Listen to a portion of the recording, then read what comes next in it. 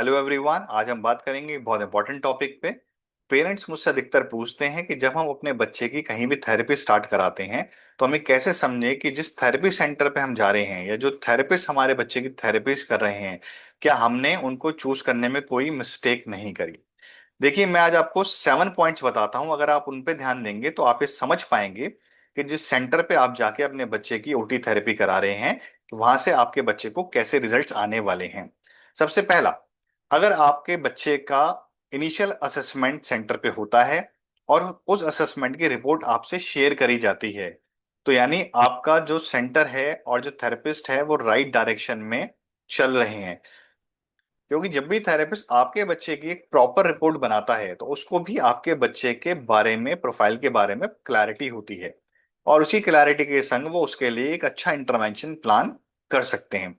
लेकिन अगर असेसमेंट नहीं हुआ है तो इंटरवेंशन भी कहीं ना कहीं कॉम्प्रोमाइज हो सकता है। और सारे ही थेरेपिस्ट इतने ट्रेंड होते हैं कि बच्चा इमीडिएट भी उनके पास आता है तो उसके लिए वो एक्टिविटी डिजाइन कर सकते हैं, बट वो उनके गोल के हिसाब से हो या ना हो, ये एक अलग क्वेश्चन है। तो हमें यहाँ समझना ही है कि बच्चे का एक प्रॉपर असेसमेंट होना सेंटर पे बहुत जरूरी है।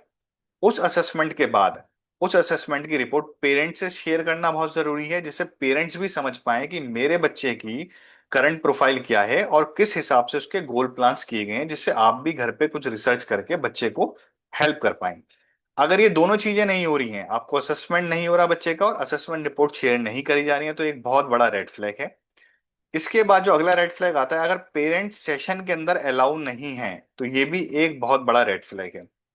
अगर आप सेशन के अंदर अलाउ नहीं है तो कम से कम एलईडी टीवी का एक्सेस आपके पास होना चाहिए, जहां पे बैठ के आप ये देख पाए कि अंदर सेशन के अंदर क्या क्या एक्टिविटीज हो रही हैं। अगर वो भी एक्सेस नहीं है तो अगेन ये एक रेड फ्लैग है। हर महीने क्या कोई मंथली मीटिंग आपके संग होती है जहां पे आपके बच्चे ने क्या क्या प्रोग्रेस किया वो आपको बताया जाता है, क्या क्या डेफिशिट है वो बताया जाता है, आप घर पे क्या क्या करें, अपने आप को कैसे रेडी करें वो बताया जाता है। अगर ये सब हो रहा है तो आप राइट ट्रैक पे हैं। अगर मंथली मीटिंग्स कोई नहीं मिल रही हैं आपको, इसका मतलब ये भी एक रेड फ्लैग है। जब बच्चे की प्रोग्रेस को हम ट्रैक नहीं करेंगे, डिस्कस नहीं करेंगे, तो कैसे हम उसके प्लान को अपग्रेड करेंगे, अपडेट करेंगे, और कैसे हम कंबाइंडली एज ए टीम काम करेंगे। पेरेंट के संग बच्चा 95% टाइम स्पेंड करता है, थेरेपिस्ट के संग 45 मिनट्स होता है। अगर थेरेपिस्ट के पास समय नहीं है पेरेंट से बात करने का, तो पेरेंट कैसे इंप्लीमेंटेशन राइट कर पाया घर पे, यहाँ पे एक बहुत बड़ा क्वेश्चन आता है। तो ये एक बड़ा रेड फ्लैग है, इसको आप ध्यान दें। अगला रेड फ्लैग है जो आपके बच्चे का जो गोल प्लान बना है 3 मंथ्स का, अगर 3 मंथ्स के बाद भी उस प्लान में कोई भी अपडेशन नहीं हो रहा, चाहे वो अपडेट हो चाहे वो एज इट इज रखें, एटलीस्ट उसके लिए आपके संग एक मीटिंग होनी चाहिए और डिस्कस होना चाहिए कि इन 3 मंथ्स के अंदर आपके बच्चे ने क्या अचीव किया और क्या क्या करना चाहिए। अगर ऐसा कुछ भी नहीं हो रहा तो ये भी एक रेड फ्लैग है। अगला रेड फ्लैग है, अगर आपको पेरेंट्स को कोई गाइडेंस का सिस्टम अवेलेबल नहीं है, कोई टूल्स आपको नहीं बताए जा रहे, कोई बुक्स नहीं बताई जा रही, कोई ट्रेनिंग्स का आपको नहीं बताया जा रहा, तो ये भी एक रेड फ्लैग है।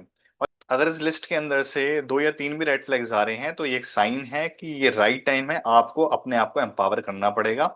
या तो आपके पास कोई और अच्छे सेंटर्स हो, वहां पे जाके आप ट्राई कर सकते हैं और थेरेपिस्ट के संग बात कर सकते हैं, इनिशियली उनसे चेक कर सकते हैं क्या आप कोई असेसमेंट करते हैं इनिशियली, क्या उसकी रिपोर्ट शेयर करते हैं, क्या आपके यहाँ मंथली मीटिंग्स होती हैं, क्या बच्चे के सेशन के अंदर हमें अलाउ आप करते हैं या नहीं। क्योंकि वहीं से आप बेसिकली एम्पावर होना शुरू करते हैं, जब आप देखते हैं कि थेरेपिस्ट वहाँ पे क्या क्या एक्टिविटीज कर रहे हैं, आप उसे क्वेश्चन पुट अप करते हैं, आपको अंडरस्टैंडिंग बिल्ड होती है और आप उसको यूज कर पाते हैं।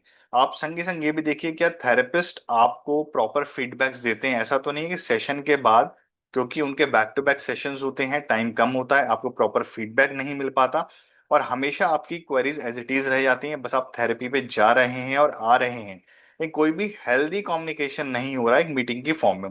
अगर ये सब हो रहा है तो कहीं ना कहीं ये रेड फ्लैग्स हैं, और इन रेड फ्लैग का मतलब है या तो आपको अपना सेंटर चेंज करना होगा और या फिर आपको अपने आप को एम्पावर करना होगा। तो मुझे लगता है अपने आप को एम्पावर करना एक राइट स्ट्रेटेजी है, क्योंकि बच्चा आपका है, डिसीजन आपको लेना है, रेडी आपको होना है। 95% टाइम बच्चे के संग आप ही स्पेंड करते हैं।